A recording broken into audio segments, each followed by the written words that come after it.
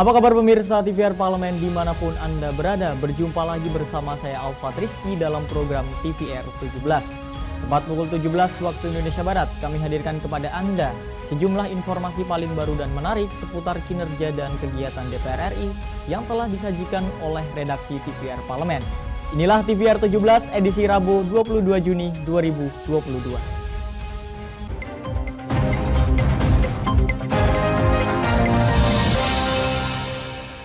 Dalam rapat kerja dan rapat dengar pendapat di DPR hari ini, Komisi 9 DPR RI menyoroti pengawasan ketenagakerjaan yang belum maksimal. Di antaranya jumlah pengawas yang tidak sebanding dengan perusahaan yang harus diawasi.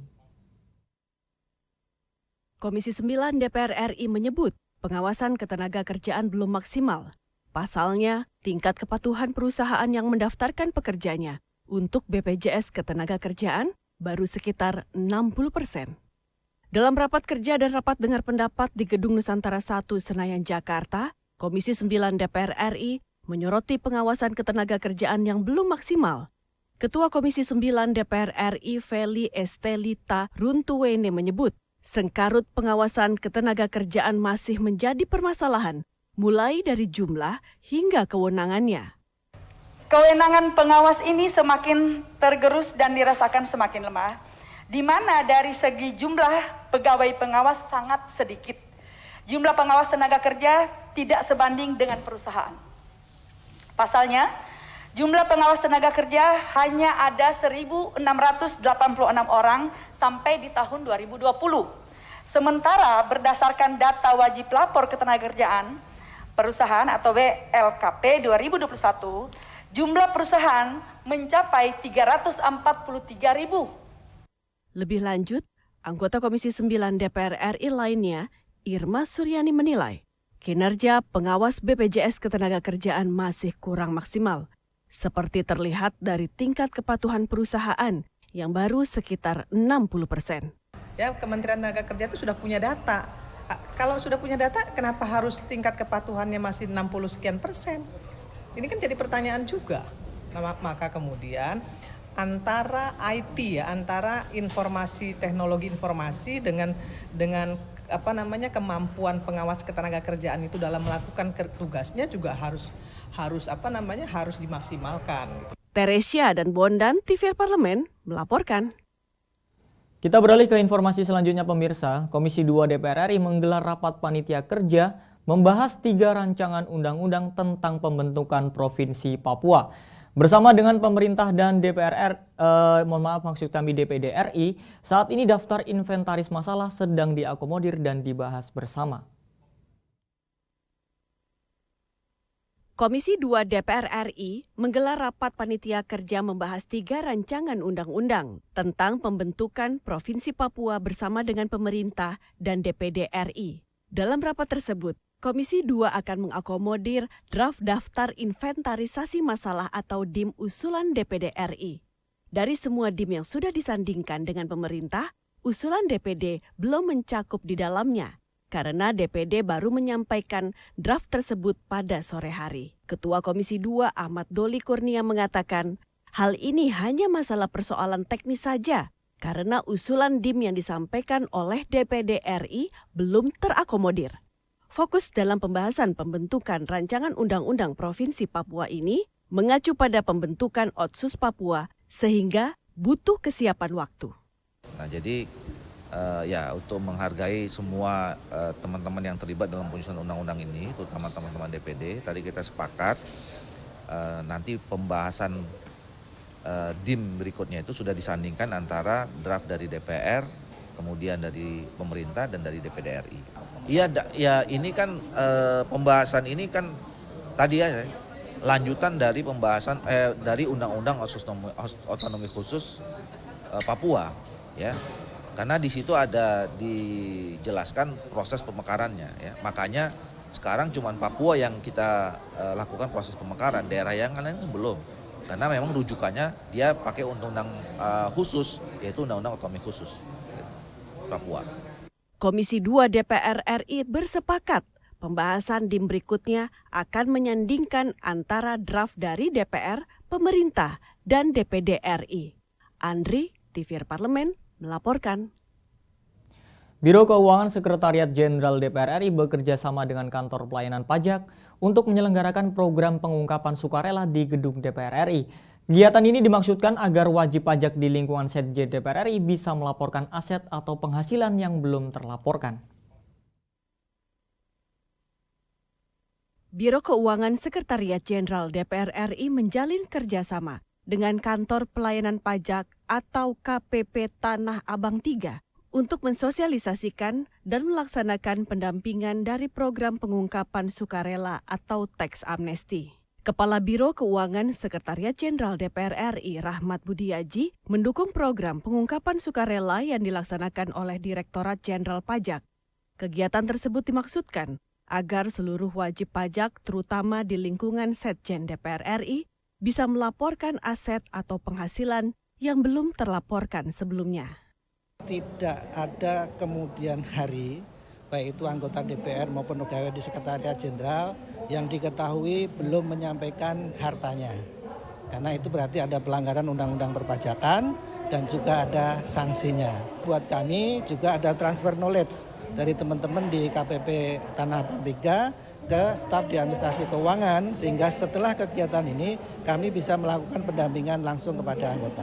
Sementara itu, staf ahli bidang kepatuhan pajak Kementerian Keuangan Republik Indonesia, Yon Arsal menyampaikan, Tax Amnesty Jilid 2 ditujukan untuk menghimpun laporan wajib pajak pribadi atau badan yang belum mengikuti program pengungkapan sukarela periode sebelumnya.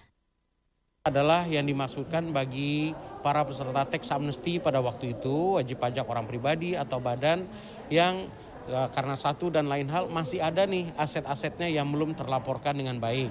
Ada yang ketinggalan. Program pengungkapan sukarela menjadi salah satu sumber pendapatan negara yang akan digunakan untuk pembangunan negara.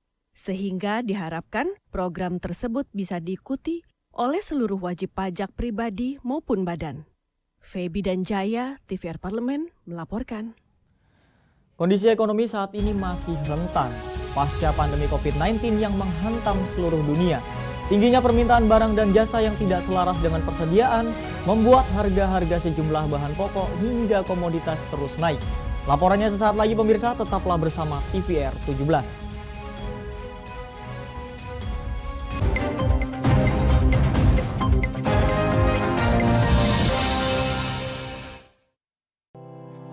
Tugas dan fungsi DPR RI sangat penting bagi negeri ini sebagai pengemban amanat rakyat. Namun tidak banyak yang tahu apa saja fungsi dan tugas dari DPR. DPR mempunyai 3 fungsi pokok, yaitu legislasi, anggaran, dan pengawasan. Ketiga fungsi tersebut harus dilaksanakan dalam kerangka fungsi representasi yang mengedepankan kepentingan rakyat berdasarkan aspirasi masyarakat dan untuk kesejahteraan rakyat.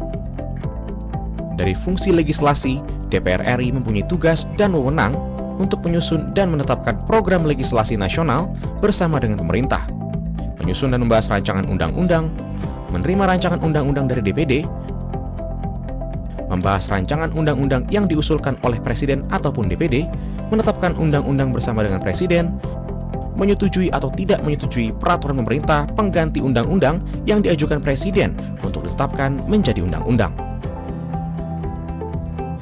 Sementara, fungsi anggaran membahas dan memberikan persetujuan atau tidak memberikan persetujuan terhadap rancangan undang-undang tentang APBN yang diajukan Presiden, memperhatikan pertimbangan DPD atas rancangan undang-undang tentang APBN dan rancangan undang-undang terkait pajak, pendidikan, dan agama, menindaklanjuti hasil pemeriksaan atas pengelolaan dan tanggung jawab keuangan negara yang disampaikan oleh BPK, memberikan persetujuan terhadap pemindahantanganan aset negara maupun terhadap perjanjian yang berdampak luas bagi kehidupan rakyat yang terkait dengan beban keuangan negara.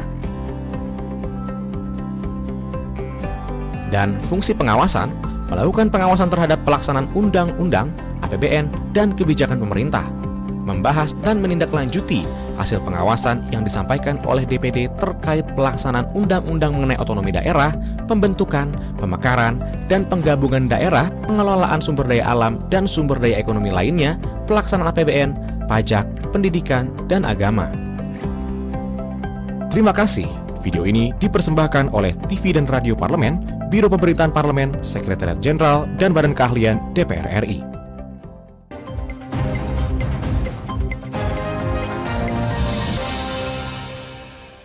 Terima kasih pemirsa, Anda masih menyaksikan TVR 17.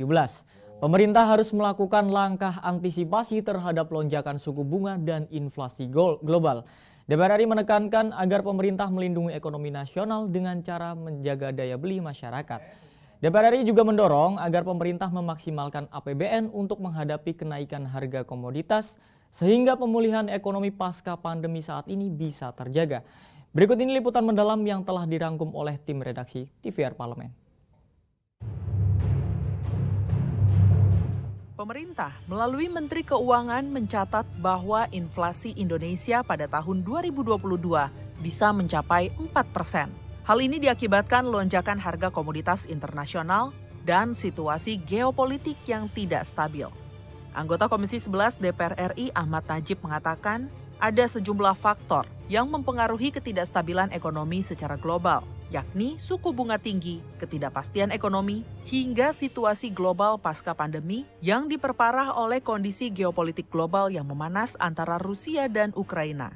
Ahmad Najib mendorong pemerintah memaksimalkan APBN untuk menghadapi kenaikan harga komoditas, sehingga pemulihan ekonomi bisa terjaga. Dengan situasi geopolitik yang memanas dengan kejadian Rusia invasi Ukraina, ini tentu banyak mengganggu jalur pasukan logistik. Dan ini juga secara global tentu akan mempengaruhi beberapa komoditas. Yang berikutnya juga dampak ikutannya adalah ancaman inflasi yang tinggi yang sekarang sudah terjadi di berbagai belahan dunia. Dan terakhir stabilitas rupiah, termasuk juga suku bunga kredit ini diharapkan masih bisa dijaga tetap stabil. Anggota Komisi 11 DPR RI Heri Gunawan mengatakan, pemerintah harus melakukan langkah antisipasi terhadap lonjakan suku bunga dan inflasi global. Ia berpendapat, ekonomi nasional perlu dilindungi dengan cara menjaga daya beli masyarakat. Heri mengingatkan pemerintah untuk mengantisipasi tingginya harga beberapa komoditas global yang dikhawatirkan berdampak kepada kenaikan harga bahan pangan nasional. Demikian juga terkait dengan masalah inflasi yang kita bahas di antara 2 sampai dengan 4%. Ini menurut hemat kami memang agak sedikit mepet karena kita ketahui bersama dengan tingginya harga komoditas dunia, tingginya ini akan mempengaruhi tingginya juga harga-harga kebutuhan pokok yang ada di Indonesia. Sementara itu, Menteri Keuangan Sri Mulyani mengatakan pemerintah berkomitmen melindungi APBN dan ekonomi nasional dengan menurunkan defisit anggaran di bawah 3%, mengurangi utang negara, dan optimalisasi pengelolaan penerimaan negara. Kebijakan fiskal kita harus semakin hati-hati. Pertama untuk tahun ini, Alhamdulillah kan kita mendapatkan penerimaan windfall ya, yang berasal dari pertama kenaikan harga-harga komoditas. Yang kedua juga pemulihan ekonomi, sehingga penerimaan perpajakan kita dan PNBP kita meningkat seperti yang waktu itu kita sampaikan 420 triliun. Tapi kita juga tahu bahwa kenaikan harga-harga terutama untuk barang subsidi yang bersubsidi seperti pangan dan juga untuk energi itu mendapatkan dampak yang sangat besar. Nah, komposisi dari ini kita kelola dengan di satu sisi kita tetap menganggarkan untuk menjaga daya beli rakyat, memulihkan ekonomi, tapi di sisi lain mengurangi defisit kita. Anggota Komisi 11 DPR RI Eriko Sotarduga mengungkapkan, inflasi masih memiliki nilai positif jika dibandingkan dengan deflasi dan stagflasi yang dinilai lebih mengancam pemulihan ekonomi domestik.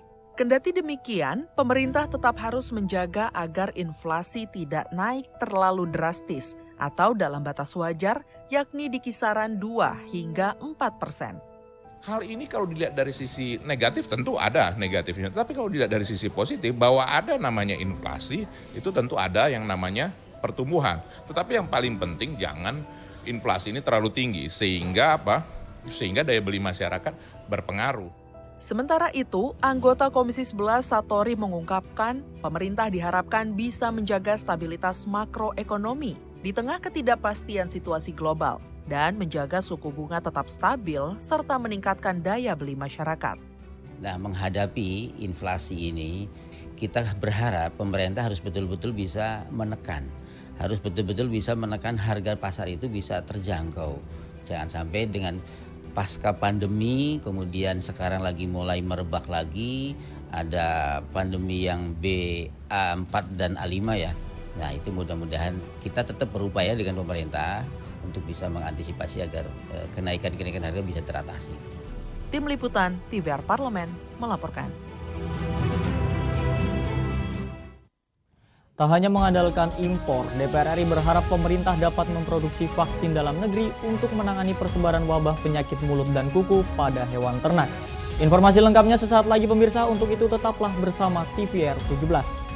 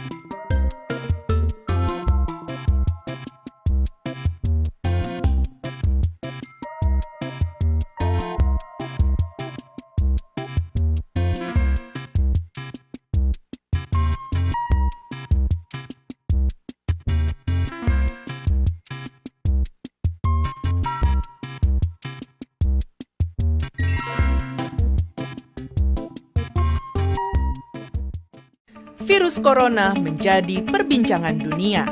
Beberapa negara sudah terjangkit. Ribuan orang di Indonesia terkena virus ini. Kita perlu antisipasi dengan melakukan hal berikut.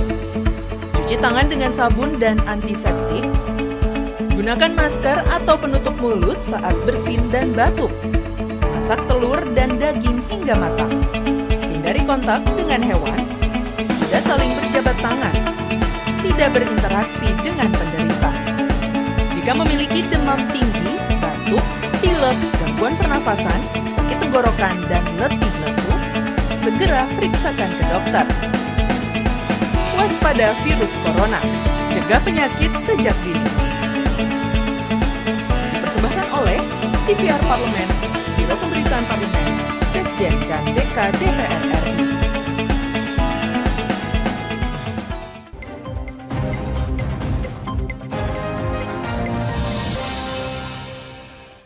Kembali pemirsa di TVR 17, Komisi 4 DPR RI mendorong pemerintah untuk segera memproduksi vaksin penyakit mulut dan kuku atau PMK guna mengatasi permasalahan yang sedang menyerang ternak di Indonesia. DPR RI menilai dengan memproduksi vaksin dalam negeri berguna untuk mengantisipasi penyebaran virus dalam jangka panjang. Untuk lebih lengkapnya berikut laporan dari rekan kami Elisa Purba dengan Wakil Ketua Komisi 4 DPR RI.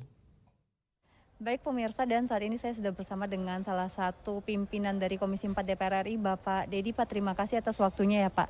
Dan seperti kita ketahui Pak, bahwa Presiden Jokowi kan menyampaikan bahwa Indonesia harus membatasi untuk membeli atau menggunakan dari produk-produk impor. Apakah ini termasuk Pak dengan pembatasan impor vaksin PMK Pak? Yang pertama, yang disebut produk impor itu adalah produk yang tidak bisa diproduksi di dalam negeri. Nah, sekarang kalau kita bicara persoalan penanganan wabah PMK yang melanda para peternak kita, itu kan perlu penanganan secara cepat. Karena kalau tidak ditangani secara cepat, wabahnya bisa meluas. Sama dengan ketika kita menangani dulu COVID, ya kan, kita juga akan melakukan tindakan-tindakan cepat dengan mendatangkan vaksin dari berbagai negara. Nah, sehingga hari ini kita ingin agar wabah PMK ini selesai dan segera selesai. Dan kemudian juga vaksinnya bisa menggunakan vaksin yang ada yang paling efektif. Saya secara teknis spesifikasi tidak begitu memahami. Tetapi vaksin mana sih yang paling efektif yang bisa disediakan pada saat ini?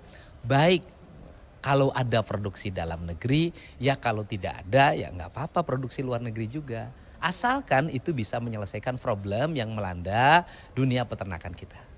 Pak, dikabarkan kita juga butuh vaksinnya Pak dalam dosis yang cukup besar. Ya. Dan sejauh ini kan kita memang belum mencukupi semuanya Pak untuk vaksinasi terhadap ternak-ternak di Indonesia. Dan apakah nanti akan ada riset dan juga penelitian Pak untuk mengembangkan vaksin produksi dari dalam negeri Pak? Setelah wabah ini selesai dan bila perlu sejak sekarang, maka seluruh dunia akademik kita harus secara bersama-sama membuat riset tentang vaksin dalam negeri. Dan kemampuan ahli di bidang kesehatan hewan Indonesia juga sangat mumpuni untuk menyelesaikan itu. Ya walaupun belum diakui misalnya dalam dunia kesehatan, vaksin Nusantara juga dihasilkan dan banyak orang menggunakan kan. Dan itu juga dirasakan efektif juga. Nah ini juga vaksin untuk PMK yang melanda dunia peternakan kita. Ya semoga saja dunia riset kita yang sekarang sudah dilembagakan secara baik segera bisa melahirkan vaksin setelah wabah ini selesai. Baik Pak, terima kasih atas waktunya ya Pak. Dan pemirsa, demikian kami laporkan langsung dari Komisi 4 DPR. Saat lagi pemirsa kami hadirkan kepada Anda sorotan media nasional seputar DPR RI. Usai jeda tetaplah di TVR 17.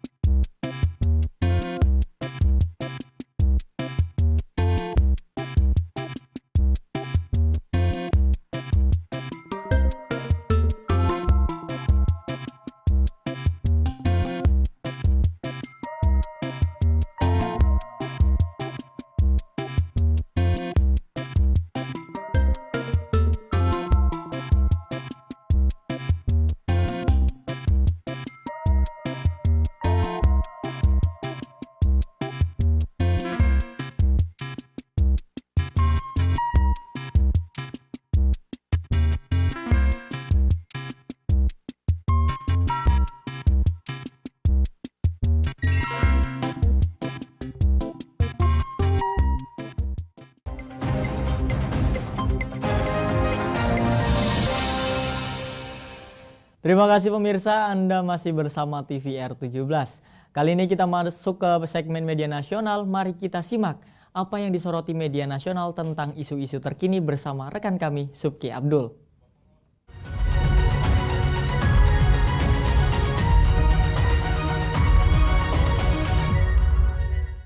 Halo, selamat sore pemirsa, apa kabar Anda di hari Rabu 22 Juni 2022 bertepatan dengan hari ataupun juga perayaan Hari Ulang Tahun DKI Jakarta yang ke-495.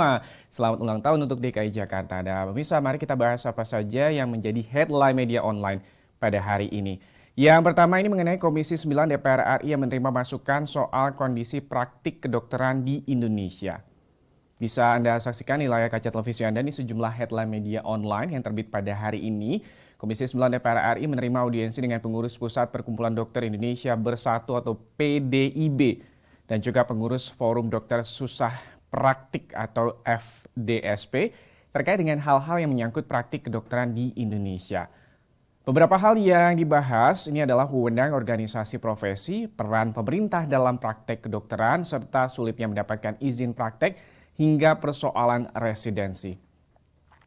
Pendapat disampaikan anggota Komisi 9 DPR RI Edi Wuryanto mengatakan bahwa Komisi 9 DPR RI ini menerima masukan dari PDIB dan juga FDSP terkait dengan permasalahan praktik kedokteran di Indonesia. Dalam keputusan rapat, Komisi 9 DPR RI bersama dengan mitra pemerintah terkait akan mencari solusi atas permasalahan praktik kedokteran di Indonesia termasuk melalui perbaikan regulasi. Bisa Anda saksikan ini ada di CNN dan juga di dpr.go.id. Dalam pertemuan ini, PDIB yang diwakili oleh James Alan Rarung dan juga FDSP yang diwakili oleh Antoni Winarno serta pengamat hukum Ferry Amsari mendorong adanya revisi pada Undang-Undang Praktik Kedokteran. Ini pemirsa beberapa pasal yang menjadi sorotan ini adalah pasal-pasal terkait dengan penerbitan surat izin praktik serta yang terkait dengan etika profesi. Pemirsa selain itu juga ada masukan untuk menambahkan beberapa hal yang belum terakomodir dalam aturan seperti soal telemedicine, pengaturan khusus tentang distribusi dokter, serta peraturan untuk dokter lulusan luar negeri. Itu tadi informasi atau headline media online yang pertama. Selanjutnya yang juga menjadi headline di media online pada Rabu sore hari ini. Ini berita dari Komisi 2 DPR RI dan juga Menteri Dalam Negeri menyepakati 5 rancangan undang-undang provinsi untuk dibawa ke rapat paripurna. Bisa Anda saksikan di layar kaca televisi Anda di sejumlah media online pada hari ini. Komisi 2 DPR RI menyetujui 5 rancangan undang-undang atau RUU yaitu Provinsi Sumatera Barat, Provinsi Riau, Provinsi Jambi, Nusa Tenggara Barat, dan juga Nusa Tenggara Timur untuk kemudian dilanjutkan pengambilan keputusan di rapat paripurna. Dalam rapat yang dipimpin Ketua Komisi 2 DPR RI Ahmad Doli Kurnia Tanjung dan juga dihadiri perwakilan seluruh fraksi di DPR RI, Komisi 1 DPD RI dan juga pemerintah, setiap fraksi telah menyampaikan pendapatnya. Hingga seluruh fraksi menyatakan setuju 5 rancangan undang-undang tersebut dibawa dalam pengambilan keputusan di tingkat rapat paripurna. Pemirsa, pimpinan Panitia Kerja atau Panja 5 rancangan undang-undang provinsi tersebut, Samsu Rizal, ini menilai bahwa perlu penataan kembali dasar pembentukan provinsi karena undang-undang yang ada saat ini sudah tidak sesuai nih dengan perkembangan zaman. Samsu Rizal juga berharap pembentukan 5 rancangan undang-undang tersebut ini akan menjadi dasar hukum bagi pembangunan di daerah agar terlaksana secara efektif dan juga sesuai dengan Undang-Undang Dasar 1945. Nah, pemirsa, itu tadi headline media online pada hari ini mengenai Komisi 9 DPR RI yang menerima masukan dari PDIB dan juga FDSP mengenai praktik kedokteran di Indonesia dan juga informasi dari Komisi 2 DPR RI dan juga pemerintah menyepakati 5 rancangan undang-undang provinsi untuk dibawa ke rapat paripurna. Kita kembali ke rekan kami, Alfat Rizky.